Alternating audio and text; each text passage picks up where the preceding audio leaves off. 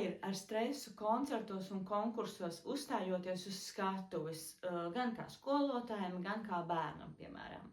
Tad, kad es bērnībā mācījos mūzikas skolā, 6-7 gados sāku iet mūzikas skolā, es mācījos Valmieras mūzikas skolā, un man visas ieskaits vai eksāmeni bija 10 līdz 12, varbūt pat 15 pedagogu žūrijā. Tad 12 skolotājs vērtēja, skatījās, rakstīja uz lapiņām katru sīkumiņu, kas tev nesanāk, katru lietiņu, un zāle bija tāda paliela vai vidēja liela, bet likās, ka trešdaļa no tās zāles aizņem tad uz šie skolotāji vērtētāji. Godīgi sakot, stress bija nežēlīgs, mežonīgs, milzīgs. Es kā tagad nekad neaizmirsīšu to sajūtu, kad vienreiz bija situācija, kad skolotāja nebija mani aizvedusi uz zāli izspēlēt. Vienkārši izspēlēt. Es tos skaņdarbus zināju perfekti no galvas, pārzināju visu, man viss sanāca. Bet es aizgāju ieskaits, laikam tā bija ieskaita nevis eksāmenes laikā, tātad uz šīs skatuves, jā, pakalnījos, apsēdos, visu izdomāju, un es skatos uz tiem melnbaltiem taustiņiem, saprotu, es nezinu, kur man jāsāk. Es vienkārši nezinu. Te.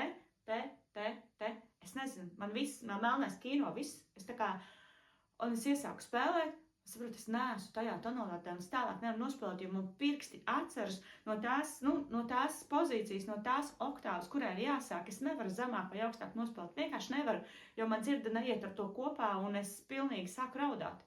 Es tiešām sāku raudāt. Histēriski sāku raudāt, noņēmu rokas no klavierēm.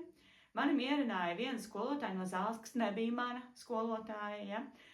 Un teica, nomierinies, Kristīne, padomā, sāc vēlreiz. Es neatceros, vai es ar otro reizi iesāku vai trešo reizi, bet tad, kad es dabūju tās notis pēc dzirdes ausīm, kā es biju pieradusi spēlēt, un sāku spēlēt, es visu norūlēju vienkārši no sākuma līdz beigām, pēc iespējas ātrāk, un biju ļoti laimīga, ja?